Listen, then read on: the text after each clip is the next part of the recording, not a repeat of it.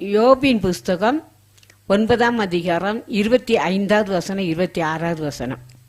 என் நாட்கள் அஞ்சக்காரர் ஓட்டத்திலும் இந்த நாட்கள் எப்படி வருதும் பாருங்க. அஞ்சக்காரர் ஓட்டத்திலும் தீவிரமாய் இருக்கிறது. அவைகள் நன்மையை காணாமல் பறந்து போவும். அவைகள் வேகமாய் ஓடுகிற கப்பல்களைப் போலவும் இறையின் மேல் பாய்கிற கழுகை போலவும் கடந்து போகிறது. கழுகை போல கடந்து போகுது பாருங்க. அப்படி நாட்கள் ஓடுது. அஞ்சலக்காரர் ஓட்டம். போஸ்ட்மேன் முந்தி இருந்த கொரியெல்லாம் இப்ப போஸ்ட்மேன் மெதுவாக தான் செய்யறாங்க.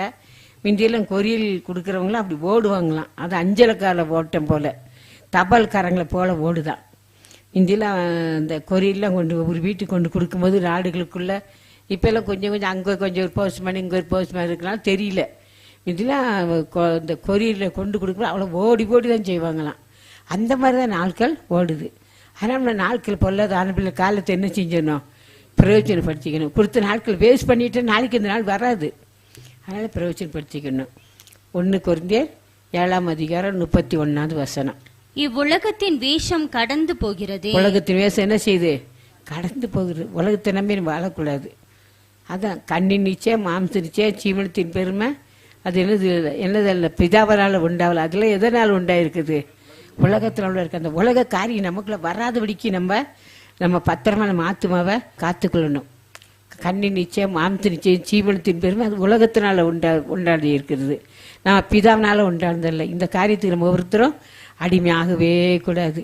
நம்ம ஒவ்வொரு நாள் நம்ம ஆத்துமா, ஆவி, சரீரத்தை, அந்தரங்க உள்ளந்தரின் மனதை நம்ம காத்துக்கொள்ளணும். காத்துக்கொண்டா தான் பரலோகத்துக்கு போக முடியும். இந்த உலகத்தில் நம்ம காத்துக்கொள்ளாமல் வாழ்ந்தோம்னு வச்சுக்கோங்க, பரலோகத்துக்கு நம்ம போக முடியாது. நம்ம ஆண்டவரை கேட்கணும், ஆண்டவரை இந்த காலங்களில் எனக்கு கொடுக்கப்பட்ட நாட்கள் ஆண்டவரை வேஸ்ட் பண்ணிடாதபடிக்கு, இந்த உலகத்தோடு நான் வாழ்ந்துடாதபடிக்கு உமக்காக இல்லை வாழ எனக்கு பலன் கொடுங்க எஸ்பான்னு சொல்லி நம்ம ஒவ்வொரு நாளும் ஆண்டவர்கிட்ட பலன் கேட்டு எல்லாவற்றையும் மேற்கொண்டு வர முடியும். ஏன்னா இந்த உலகம் நமக்கு சொந்தமானதில்லை. உலகத்தின் வேஷம் கறந்து போகும்.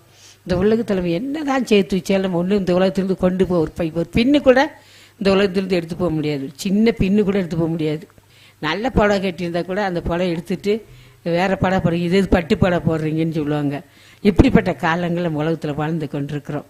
அதனால நம்ம என்ன பண்ணணும், நாட்கள் பொல்லாத ஆன அப்படி காலத்தை பிரயோஜனப்படுத்திக்கொள்ளணும்.